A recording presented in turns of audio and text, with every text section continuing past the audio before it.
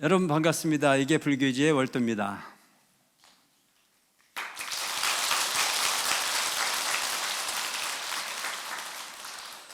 먼저 시간에 불순불교즉 하익이며 여기까지 했죠.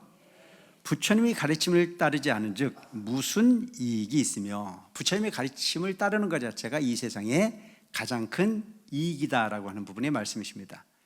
부처님의 가르침을 따르는 그 부분이 가장 큰 이익이라는 이유는 뭘까요? 중생이 사는 세계에서 중생이 사는 삶의 방법으로 살아봐야 그것은 육두윤회에 그치는 거지만 부처님과의 가르침을 잘 따르면 우리가 살고 있는 이 차 안에서 부처님의 진리로 존재하고 있는 피안으로 함께 할 수 있다. 그래서 중국 같은 데 이제 얼마 전에 제가 중국도 갔다 왔는데 중국의 스님들이 좋아하는 얘기가 뭔지 아세요? 처음 만나는 사람인데도 그분들이 하나같이 이야기를 해요. 고향 사람을 만났다. 고향 사람을 만났다. 그래서 나는 저 양반하고 같이 산 일이 없는데 무슨 고향 사람인가 하는 그랬어요. 그분들이 하는 이야기는 뭐냐면 우리는 고향으로 함께 갈 사람들이라 이거예요.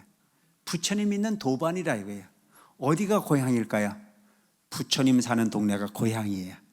중생이 사는 세계에서 고향으로 돌아가고자 하는 사람들이 이렇게 모였다. 그래서 우리는 도반이다. 우리는 법의 형제다. 이렇게 표현을 하고 계시더라고요. 그래서 여러분들이 중국 가셔가지고 불자가 돼서 어느 절에 갔는데 어느 절에 큰 스님이 고향 사람들을 만났다 그러거든. 그렇게 나처럼 의심하지 마시고 그것이 진리 세계로 함께 가고자라고 하는 부분에 말씀이시다. 참 좋은 표현이지 않습니까?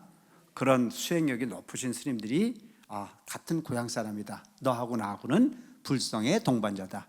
언젠가는 진리를 통해서 함께 부처님이 계시는 도솔천 내원공으로 함께 갈 수 있다라고 하는 부분의 표현은 이 세상 표현 중에 가장 멋진 인사고 가장 멋진 칭송이 아닐까 싶은 생각을 하게 하더라고요. 종치 말세나 비록 말세를 만났으나 말세라고 하는 자식은 뭐가 말세예요? 진리의 끝이라는 얘기죠. 말세.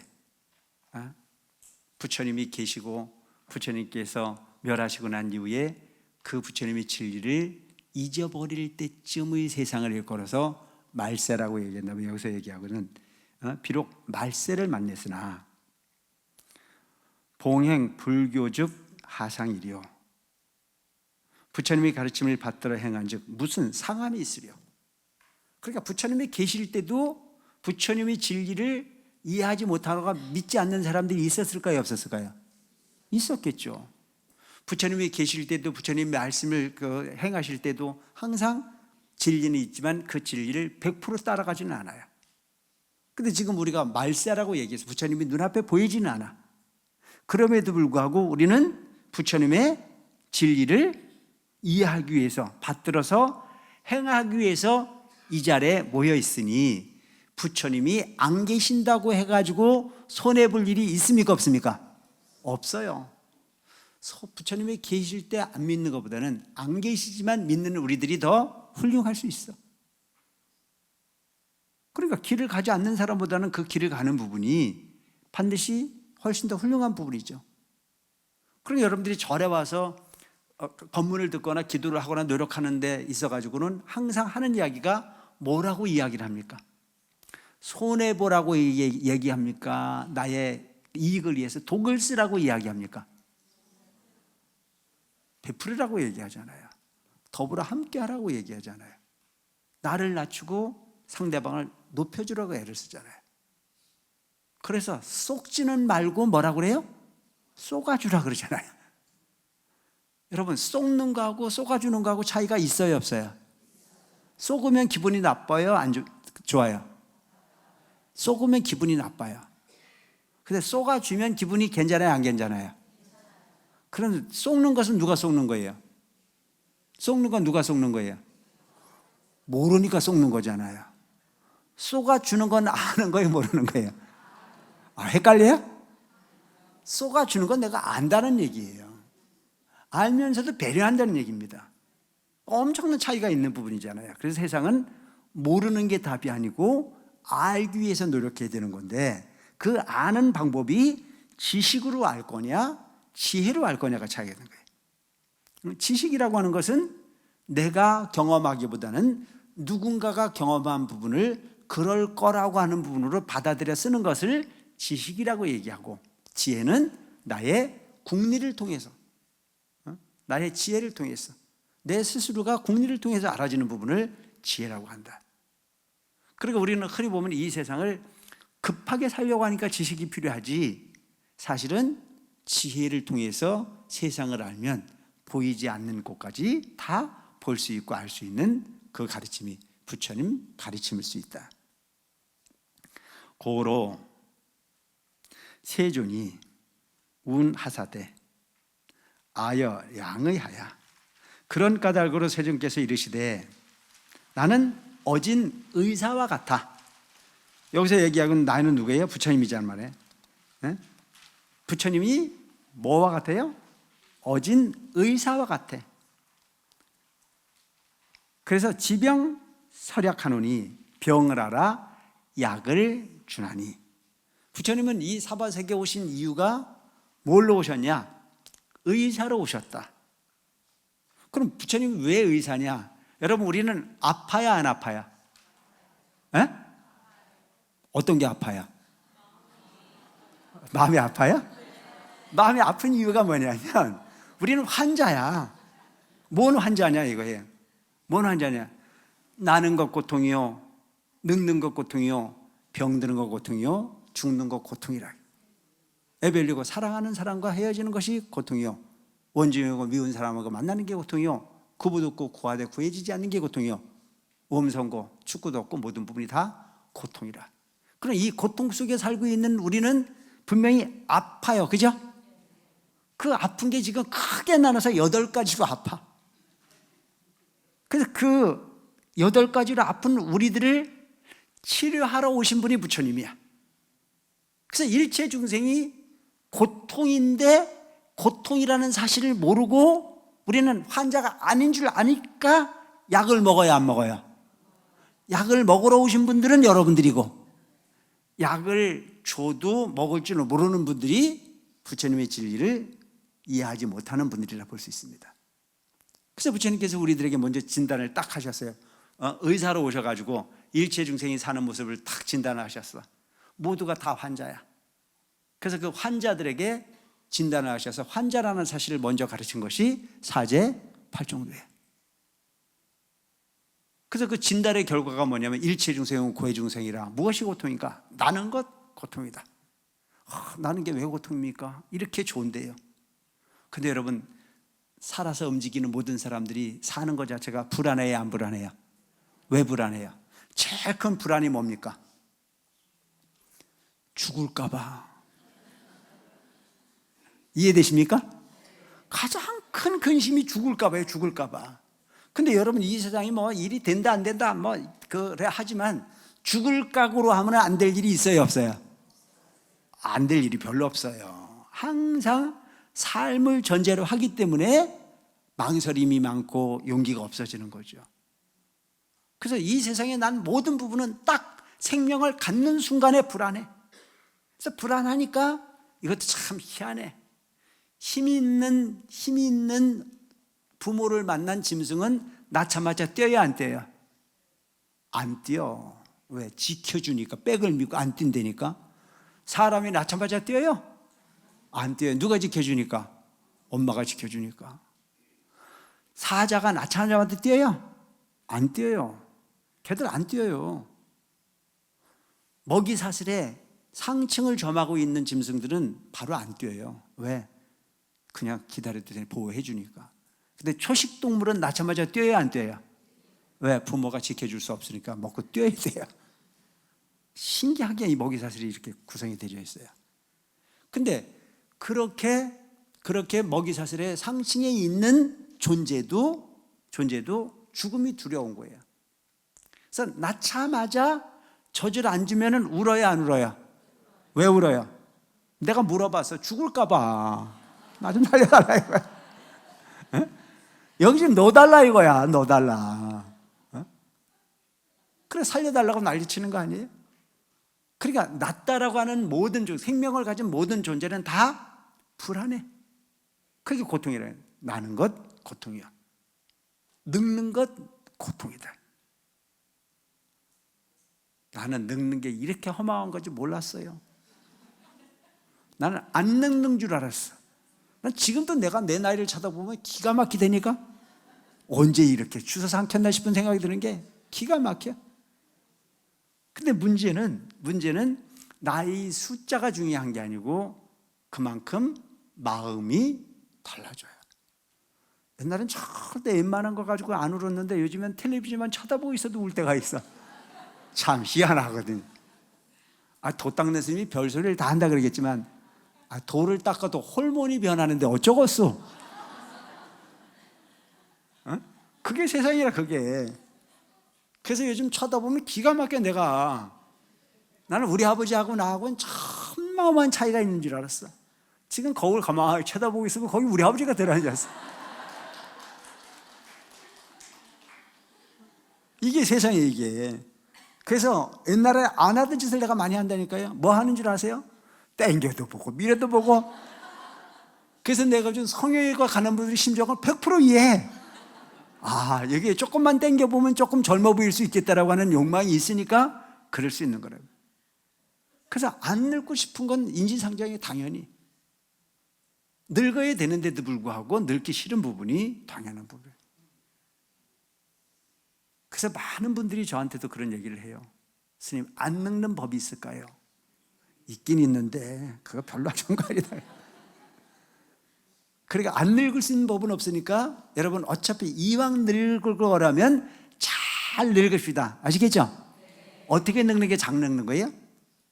답게 사는 거예요. 답게. 그냥 나이에 맞게. 나이를 먹었거든 나이를 먹은 것만큼 경험치를 통해서 배려하고 베풀고 포용하고. 근데 나이가 먹었다는 이유로 오히려 더 험악해지는 사람들이 많아요. 막 구칠소를 파괴하고 젊은 사람들을 아주 무시하거나 아주 그냥 경우도 없이 그렇게 행하는 경우들이 많이 있는데, 차라리 그 부분은요 너무너무 마음이 주변 사람들이 힘들어지게 돼 있어요. 그러니까 여러분 시어머니가 됐거든 시어머니답게 사시기 바랍니다. 아시겠죠? 시어머니다운 게 뭐가 시어머니다운 거예요? 시어머니가 됐다는 얘기는요 고문이 됐다는 얘기예요. 고문이 뭔 줄 아세요? 묻는 것만 답하는 게 고문이에요. 절대 먼저 나타나면 안 돼요. 아시겠죠? 시어머니가 됐다는 얘기는 현역에서 은퇴를 했다는 얘기야. 그래서 현재 하는 일은 누구한테 줘야 돼? 현역한테 맡겨야 돼. 그리고 고문은 어디가 있어야 돼? 조용한 방에 있어야 돼. 그리고 현역이 물을 때만 답을 해야 돼. 근데 현역이 묻기도 전에 이거 해라 저거 해라 그러면 미움 받아 안 받아? 받아요. 그래서 반드시 나는 고문이다 하는 생각을 가지란 말이에요. 그래서 고문은 뭐 하는 거냐? 물을 때까지 기다리는 거다. 물을 때까지. 근데 이 고문들이 현역을 너무 잘 살아가지고 본인이 고문이 됐다는 사실을 잊어버려요. 그래서 하루 종일 방에 잘 있다가도 아들 퇴근 시간 정도만 되면 귀를 세우고 있어요. 그래서 초인종 소리만 났다고 그러면 본인이 현역인 줄 알고 뛰어나가요. 그러면 현역인 며느리가 기분이 좋아요 안 좋아요? 소속이 바뀌었어요 안 바뀌었어요? 근데 본인은 무슨 생각인 줄 아세요?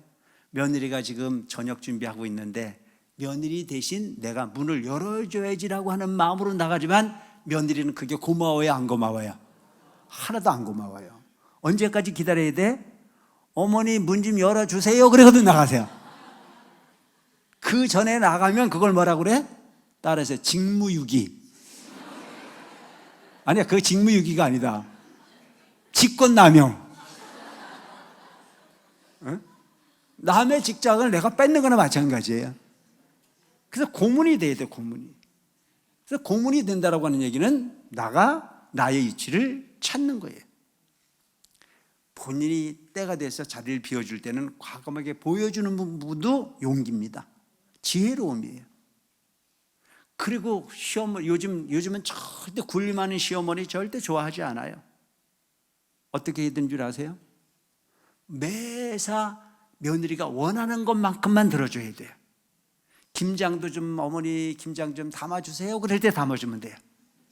근데 원하지도 않는데 담아가지고 가서 집에 가서 초인종 누르면요, 속으로 뭐라는 줄 알아요? 누가 갖고 오라 그랬나? 참 희한한 세상이 됐어요.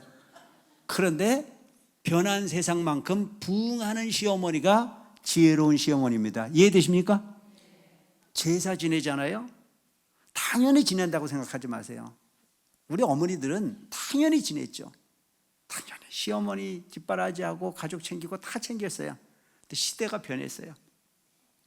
지금은 용돈 아껴가지고 절에만 갖고 오려고 그러지 말고 꼭꼭 싸놨다가 며느리 한 푼씩 줘야 좋아해. 그래서 제사 한번 지내고 나면 며느리 불러가지고 한마디 해야 되는데 뭐라고 해야 되는지 알아? 세상에 피 한 방울 안 섞일 너가 이 조상을 위해서 이렇게 애를 썼으니 그 노고에 내가 답을 할 수 있는 부분은 별로 없고, 내가 쓰려고 만들어놓은 용돈 일부를 너한테 주니 이것은 절대 딴 데 쓰지 말고 너를 위해서만 쓰라고 얘기해 보면요, 며느리가 감동합니다. 그 며느리는 속으로 어떻게 생각하는지 알아요? 참 시집 잘 왔다. 내 신랑도 잘 만났지만 나는 사는 게 우리 시어머니 때문에 산다. 이렇게 얘기가 나와요. 그런 생각을 가지고 있는 그 며느리는 그 시어머니 빨리 죽었으면 좋겠어요? 안 죽었으면 좋겠어요? 알아서 하셔. 그러니까 별거 아닌 부분인 것 같지만 그게 대단히 가치 있는 일 아닙니까? 그렇죠? 이왕이면 어느 방에서 앉아가지고 언제 죽나 하고 기다리는 것보다는 저렇게 귀여우신 시어머니, 정말 자기 아들보다 나를 더 사랑해 주신 우리 어머니 하루라도 더 있으면 좋겠다라고 하는 마음을 가지고 간다면 그게 기도야. 그게 염려이야. 그게 이 세상에 가장 큰 행복을 만들어내는 방법 아니겠습니까? 여러분, 행복은 남이 만들어주는 게 아니고 내가 하는 짓을 통해서 행복이 만들어진다는 사실을 꼭 기억할 필요가 있습니다. 이해되십니까? 그래서 여러분, 늙으려면요 덕을 써가지고 포르적적하게 늙지 말고 이왕 늙을 거면 노릇노릇하게 늙어야 돼.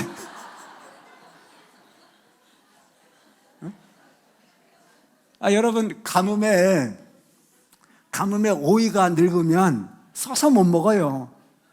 근데 적당한 수분이 있고 적당한 물기가 있으면요 오이가 늙어도요 참 맛있습니다. 그거 가지고 해먹는 게 뭐예요? 노각이잖아요. 그리고 우리가 사람도 그 식물보다 더 여유로운 부분이 삶으로, 사람의 가치를 더할 수 있는 삶으로 우리가 수행을 했거든, 수행을 한 것만큼 그 인품이 우러날 수 있는 삶으로 세상을 준비하는 것도 꽤 가치 있는 부분이다. 물론 이 세상에 참 좋은 분들 많이 계시죠. 정말 좋은 시어머니 많으세요. 그런데도 불구하고 요즘이 너무 바쁘고 핵가족화 되다 보니까 너무 아픔을 많이 겪는 어르신들 많이 계시지만, 어쨌든 우리가 이 세상을 살아가는 데 있어 가지고는 화내지 말고 한을 갖지 않고 사는 삶을 살아주시기 바랍니다. 아시겠죠? 한을 갖지 마세요. 서운한 거 많죠. 내가 옛날에 고생한 거에 비하면 요즘은 정말 편리한 세상인데도 불구하고 그것마저도 안 하려고 하는 것 때문에 갈등이 일어나는 경우가 있지만, 그거 다 그냥 수용하세요. 세상이 변해서 그렇다. 세상이 변해서 그렇다. 내 눈에 흙 들어가기 전에 못 잊는다고 이가 나와야 누구만 손해야? 나만 손해야. 세상이 변했는데 그는 받아들여야죠. 그래서 내 마음으로 모든 걸 다 받아들이고 녹이면 누가 편하냐면 내가 편한 거예요. 이 세상을 사는데 한을 남기면 미래가 썩 좋을 일이 없습니다. 그래서 좋은 건 많이 기억하시고 억울하고 속상한 부분은 내려놓는 연습을 해 주시기 바랍니다. 아시겠죠? 저도 살아보니까요, 남들이 인정하지 않는데 내 깜냥에는 참 내가 열심히 산 것 같으라니까. 이 세상은 열심히 살았다고 생각하는 사람이 억울한 게 많아요. 이것저것 다 해보고 아주 여유롭게 세상을 보면 그렇게 억울할 것도 없어요. 그런데 열심히 살았거든 절대 억울함은 마음으로 놓일 수 있도록, 마음으로 놓을 수 있는 마음을 만드시기 위해서 노력하시기 바랍니다. 아시겠죠? 뭔 얘기냐면 열심히 살되 대가는 바라지 말자. 성실하게 살되 평가는 바라지 말자. 누가 뭐라고 하더라도 내가 열심히 산 것은 그냥 나를 위해서 열심히 살았다라고 하는 생각에 너를 위해서 했다는 생각 절대 하지 않았으면 좋겠습니다. 뭔 말인지 이해가 되십니까? 우리 지금 어머니 세대들이 있는 분들이 대부분이 보면 못 먹고 못 사는 시대에 다 시집 오신 분들 아니에요? 다 억울합니다. 내가 시집 올 때 숟갈뭉이도 하나 없어가지고 그야말로 나무젓가락으로 밥을 얻을 수밖에 없는 그런 삶이었었는데 그만큼 먹고 살게 만들어 놨는데 지금은 내 자리는 어디로 가버리겠네. 눈칫밥을 먹어야 되나? 억울해 안 억울해? 억울하죠. 근데 그 생각 탁 바꿔보세요. 못 먹고 못 살아 들어와도 우리가 성실하게 삶을 살아. 이만큼 살았으면 되지. 이 좋은 세상 살았으면 되지. 그 이상 뭘 바랄고 하는 마음을 가지면 행복해집니다. 이해되십니까? 내가 못 먹고 못 입어서 너희들을 어떻게 길러놨는데, 내가 이 집을 어떻게 마련했는데, 내 삶을 어떻게 일궈놨는데 내가 이런 대접을 받아야 되나 싶으면 그때부터는 속이 상해서 밤잠이 안 와요. 그래서 밤잠을 앉아다가 눈이 짓물러가지고 죽어버리면 지만 손해야. 그럴 필요가 전혀 없어. 그냥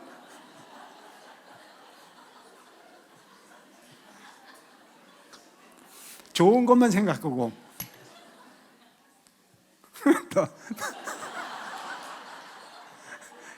이거 너무 웃어갖고 엔지다.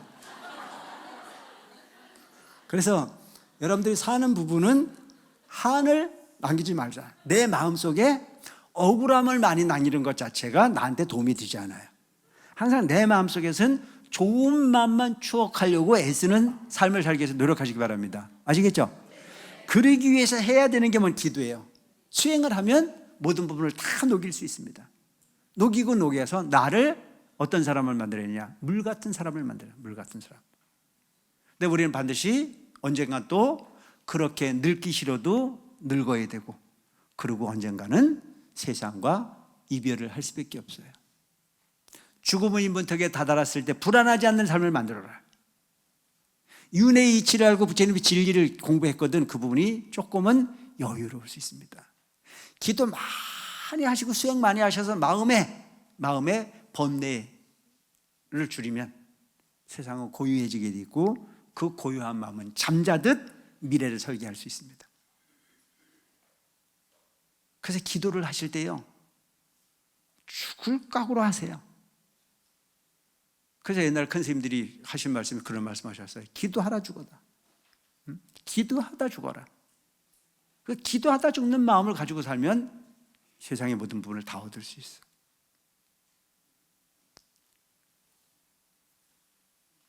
그래서 죽음의 문턱에 다다라 십념청정 나무야비탑을 10번만 불러도 미래는 그렇게 험악하지 않을 수 있다라고 하는 가르침이 있습니다.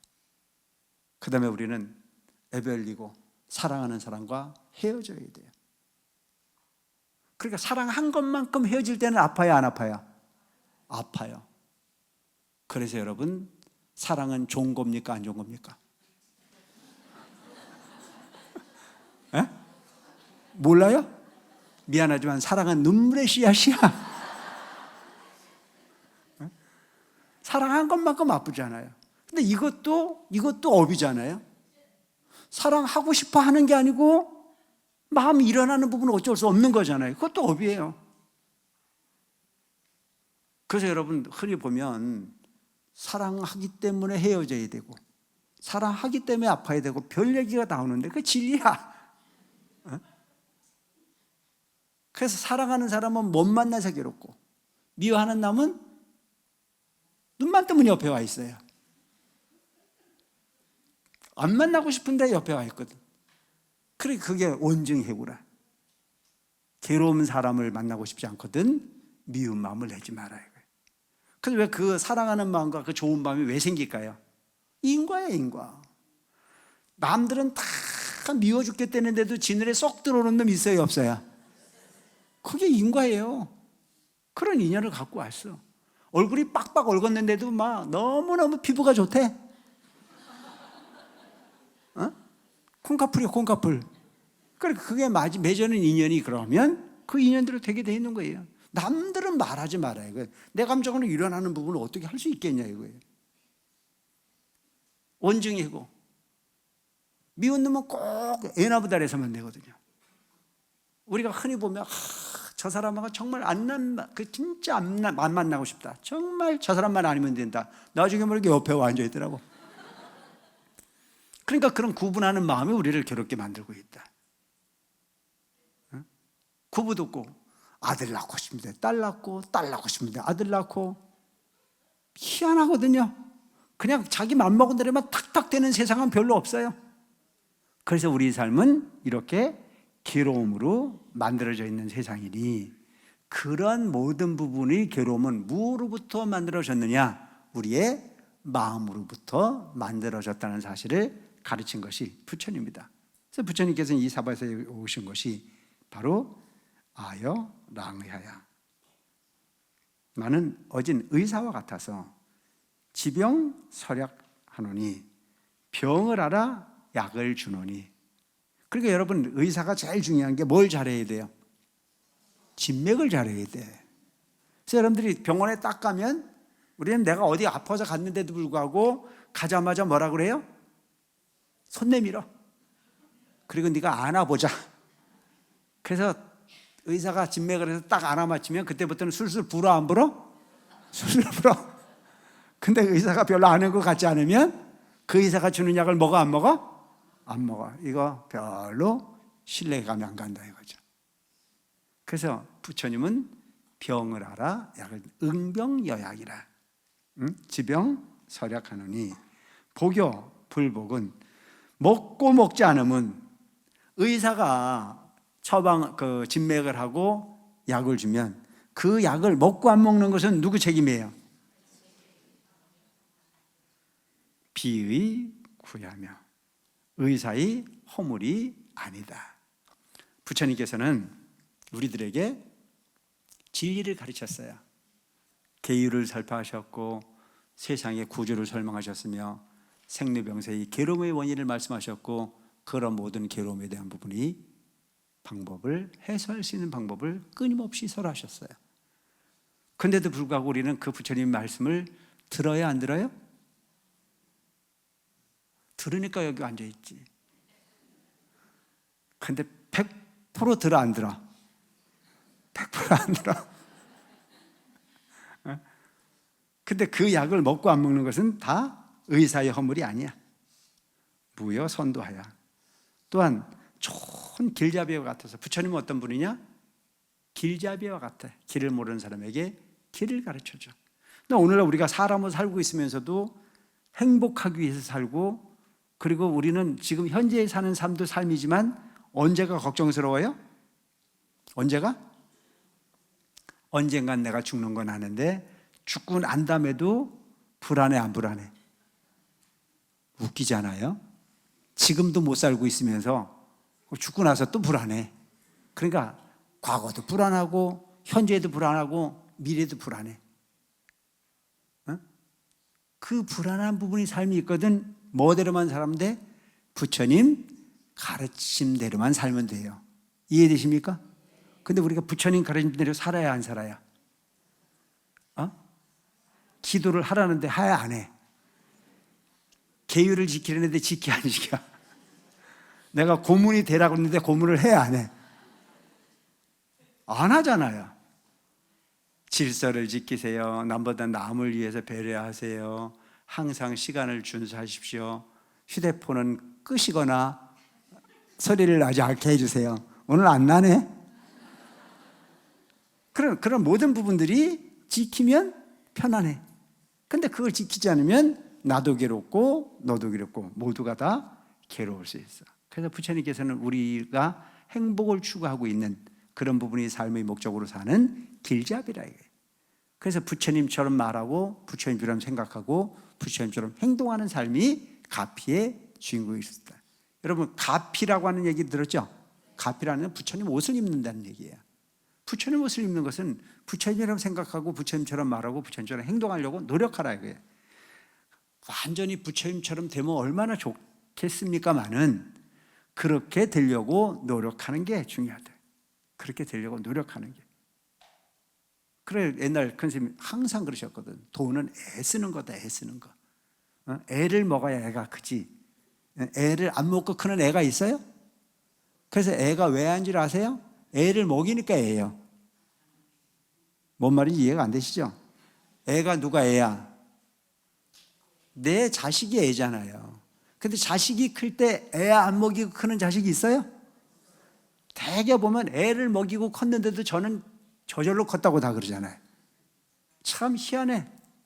있는 애 없는 애 다 먹여가지고 키워놨는데 나중에 보면 지는 지가 하늘에서 뚝 떨어졌는 줄 알아.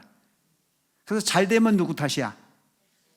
잘 되면 지 탓이고 안 되면 다 부모 탓이야. 내가 한번 얘기했잖아요. 내가 그런데 아주 선수였다니까. 애 먹이는데 참 여러 가지 애를 먹였어. 얼음판에 넘어져서 정신을 잃어버려가지고 애 먹이고, 나무에 떨어져가지고 정신을 잃어서 애 먹이고, 물에 빠져가지고 기절을 해가지고 애 먹이고, 참 가지가지도 했어요. 근데 나중에 내가 조금 말을 하거나 생각이 있구나 갖고 나를 왜 낳냐고 또 따졌다니까. 그러니까 물에 빠지는 건져놓으니까 뭐 찾아? 보따리 찾아요. 그래 얼마나 기가 막혔겠어. 지금 생각해봐도 참 엄청난 그런 그 빚을 졌는데 그 빚을 갚을 수 있는 기회는 없더라고요. 부모는 나를 기다려주지 않아요. 때가 되면 그분은 갈 수밖에 없어요. 그래서 부처님 가르침대로 사는 것 자체 좋은 길잡이와 같아. 도인 선도하되 사람을 선도로 인도하되 문이 불행은 듣고도 가지 않으면. 여러분 우리가 이제 부처님 말씀을 직접 직설로 지금 듣진 않지만 부처님 말씀을 근거해서 지금 이야기하고 있지 않습니까? 그렇죠? 근데 이렇게 법회 때마다 이야기하고 기회 있을 때마다 부처님 이야기를 나누고 설명하고 하는데도 불구하고 그래서 많이 들었어요, 안 들었어요? 그렇게 들었는데도 불구하고 비도 과야라. 길잡이 어떤 얘기를 했는데 그 이야기를 듣고도 행하지 않는 것은 말하는 사람의 문제입니까? 행하지 않은 사람의 문제입니까? 아시네.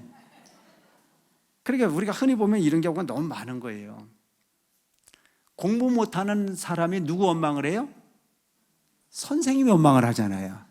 선생님이 못 가르쳐서.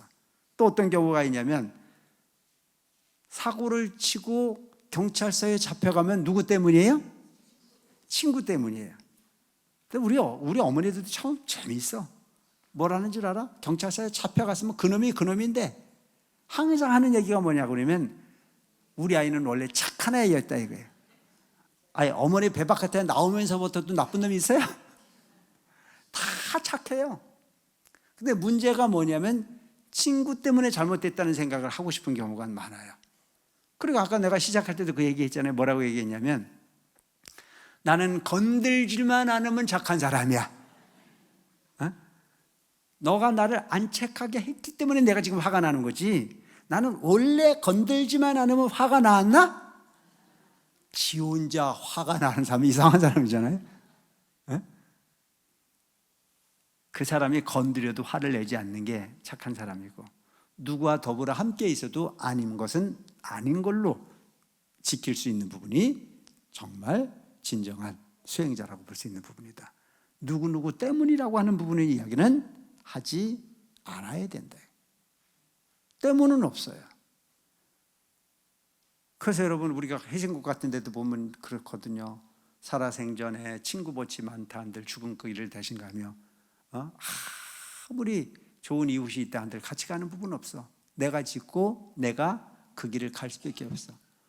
올 때 혼자 왔듯 갈 때 혼자 갈 수밖에 없는 부분이 삶이 우리 삶이니 갈 때를 준비해서 현재를 잘 살아갈 수 있는 부분이 삶을 살아가되 어떻게? 좋은 길잡이 부처님의 제시하신 그 길을 따라가기 위해서 노력하는 삶을 사는 불자들로 살아주시기 바랍니다. 아시겠죠? 자리 리인이 자기도 이롭고 남도 이로움이. 그래 여러분, 불교는요 상대만을 위해서는 사는 게 아니에요. 나도 좋고 너도 좋을 수 있는 거예요. 이 부분이 자리이인이라는 자체는 나도 좋고 남도 좋을 수 있는 부분. 딴 말로 얘기하면 자리이타라는 말도 맞아요. 나도 좋고 너도 좋아야 돼요. 문제는 나만 좋으면 의미가 없어요. 나도 좋으면 너도 좋아야 되고 너도 좋으면 나도 좋을 수 있는 부분을 살아야 된다. 법계 구족하니, 법에 다 구족하니. 그러니까 부처님 진리라는 자체는 한쪽만 좋은 법이 아니야. 더불어 함께하는 법이에요. 특히 대승을 이야기하는 부분은 반드시 나만을 위해 살지 않아. 성문, 연각, 보살이에요. 부처님의 가르침을 듣고 부처님의 가르침들의 마음을 청중에게 비우고 또한 이타하는 마음으로 더불어 함께할 수 있는 부분이 마음으로 사는 것 자체가 부처님의 가르침이니, 약야 구주하고 만약 내가 오래 머물더라도, 세상을 사는 부분은 여러분 부처님이 계실 때도 가르침이 중심이 되는 거고 부처님이 계시지 않아도 가르침이 중심이 되는 것이며, 그 가르침을 받아들여서 행하고 안 행하는 것 자체가 나를 만들어가는 거지, 부처님이 계신다 해가지고 나를 어디로 데려가 주는 건 없어요. 이게 이제 일반적인 그 가르침하고 좀 다른 부분이라 볼 수 있어요. 어떤 흐름에서는 보면은 그냥 믿기만 하면 다 해준다고 말하지만, 불교는 처음부터 끝까지 해주는 법이 없어요. 부처님이 계실 때나 계시지 않을 때나 오직 가르침에 의지하고 행동으로 옮겼을 때만이 얻을 수 있는 것이 부처님 가르침임을 꼭 기억할 필요가 있습니다. 이해되십니까? 재미있는 일이요, 하지 말라는 걸 해서 그게 가치라고 생각하는 사람들이 너무 많아요. 하지 말라는 건 안 하면 돼요. 이제 저 구인사 같은 경우에도 보면 구인사는 원래 절 자체가 이렇게 좀 많이 가파른 곳에 지어져 있지 않습니까? 많이 미끄러워요. 그래서 열선도 깔아놓고 경내에는 그래도 뭐 눈도 치우고 항상 준비를 많이 하는데도 가끔 넘어져서 다치는 그런 일들이 왕왕 있어요. 어느 해는 너무너무 그냥 그 진눈깨비가 와가지고 갑자기 기온이 쑥 떨어졌어요. 그러니까 그냥 눈이 쌓여서 미끄러운 게 아니고 비가 오다가, 진눈깨비가 오다가 갑자기 기온이 싹 떨어져 버리고 나니까 그냥 싹 얼어버렸어요. 그래서 방송을 했어요. 절대 높은 보궁에 가지 마세요. 거기에 가면 다칠 수 있습니다. 절대 가지 마세요. 방송을 몇 번을 했어요. 근데 우리 그 사람들은 생각이 어려운 길을 가면 복을 퍼주는 줄 알고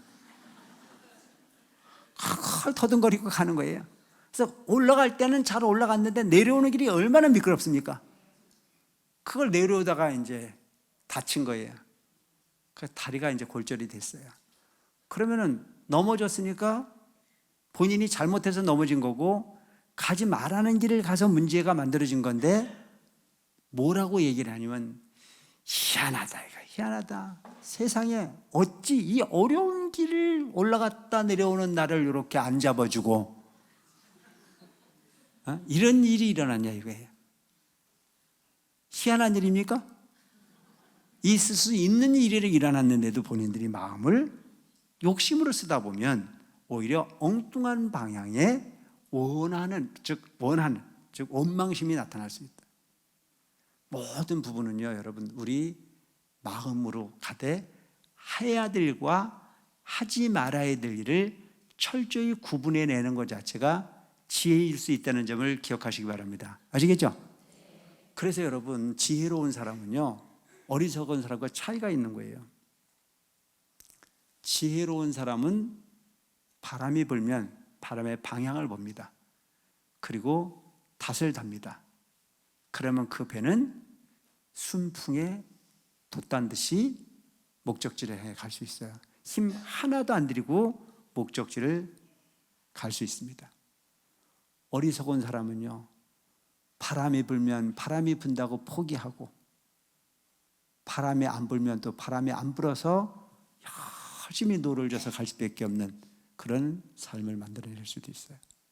지혜라는 자체는 바로 있는 그대로의 환경과 현상에서 내가 가장 안전하고 가장 완벽하게 이익을 얻을 수 있는 부분이 뭔지를 알고 판단하는 것 자체가 지혜일 수 있습니다. 그래서 여러분, 부처님 말씀에 의지할진정 각자의 생각에 너무 욕심으로 일관하는 부분이 삶으로부터 자유로울 수 있도록 해라.